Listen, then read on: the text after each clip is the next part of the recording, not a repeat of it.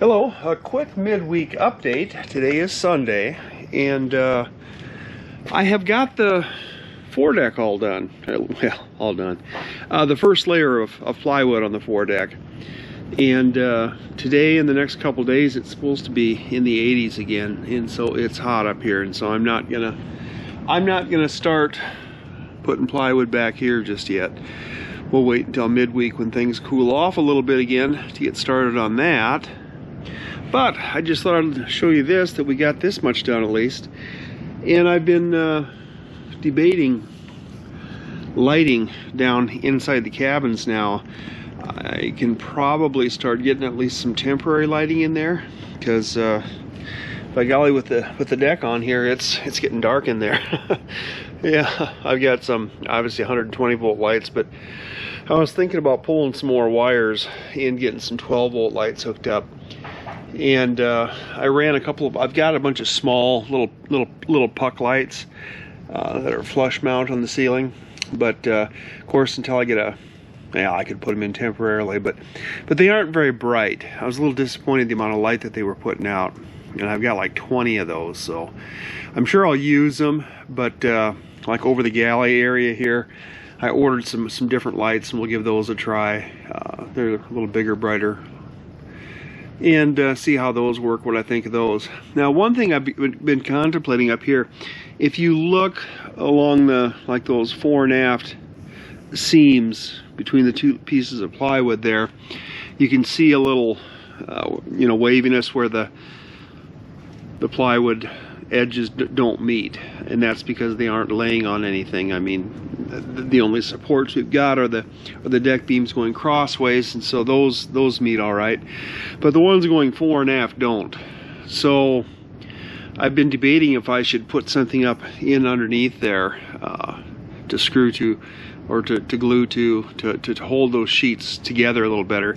Now obviously we've got two more layers of plywood go on here. 1/2-inch plywood just isn't rigid enough in and of itself to make a perfect joint there, or at least in most cases it's not.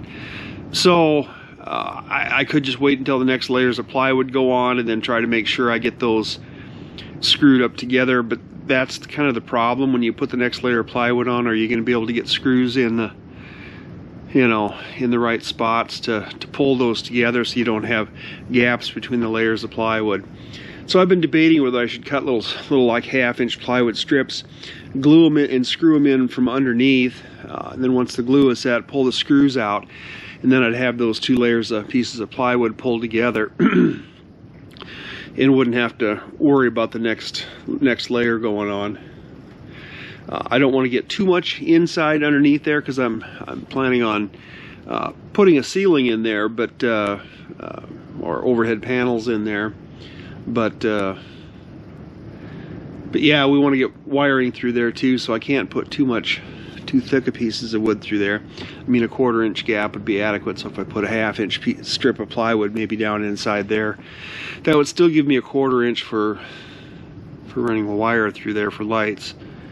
So yeah, we'll see what I do there. I don't know, haven't fully decided yet. Probably won't fully decide on that here for just a little bit yet, but yeah, so shortly here we're going to be starting on the back, and that'll probably be starting, I think Wednesday maybe. It's supposed to cool off again, so I can start getting plywood back here.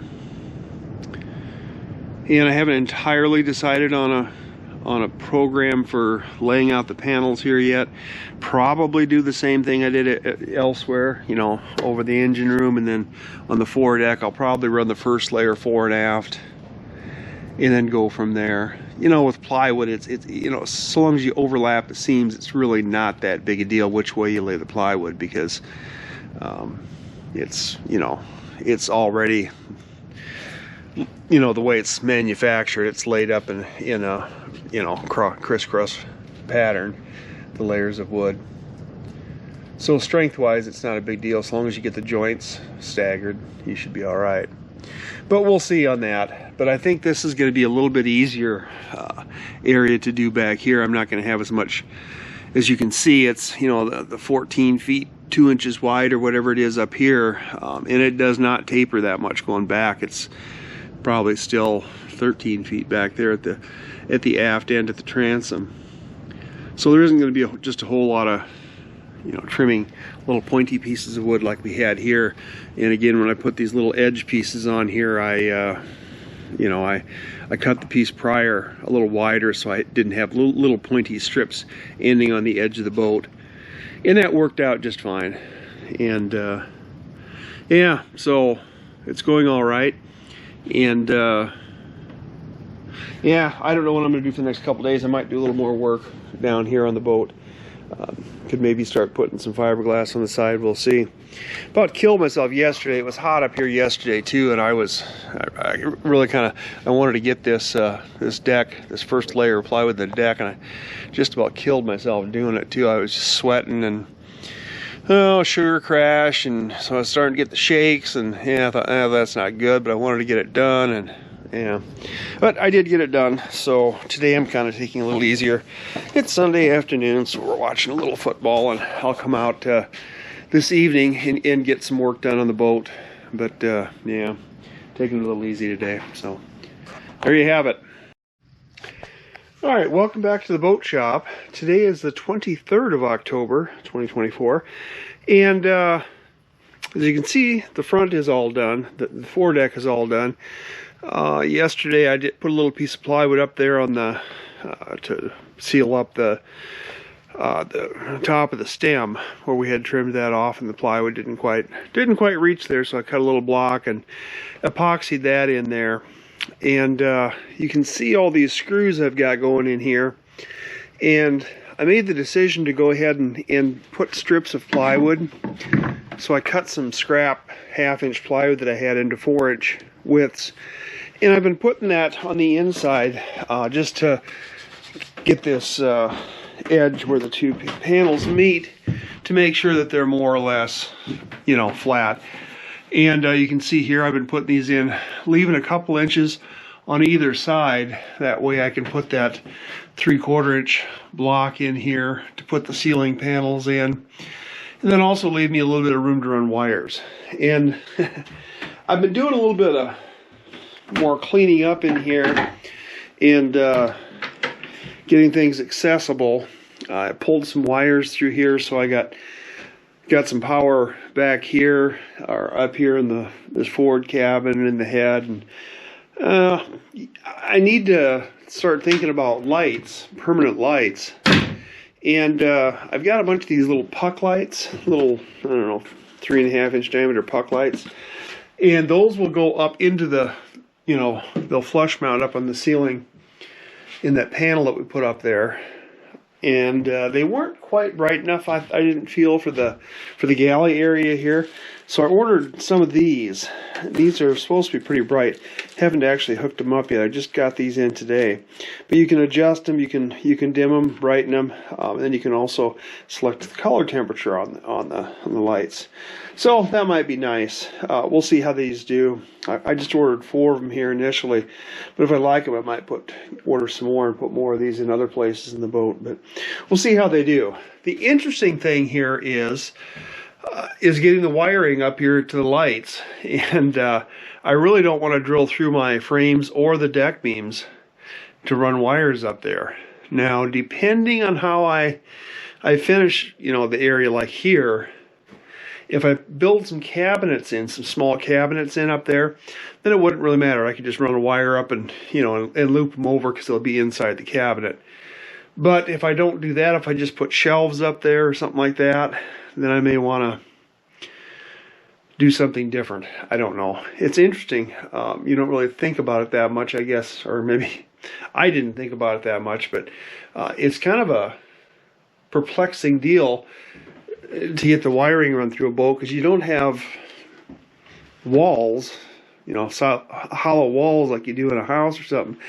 And again, you really don't want to be drilling through structural parts. I mean, I'm sure you could. I doubt if that would be a real issue, but I really don't want to do that.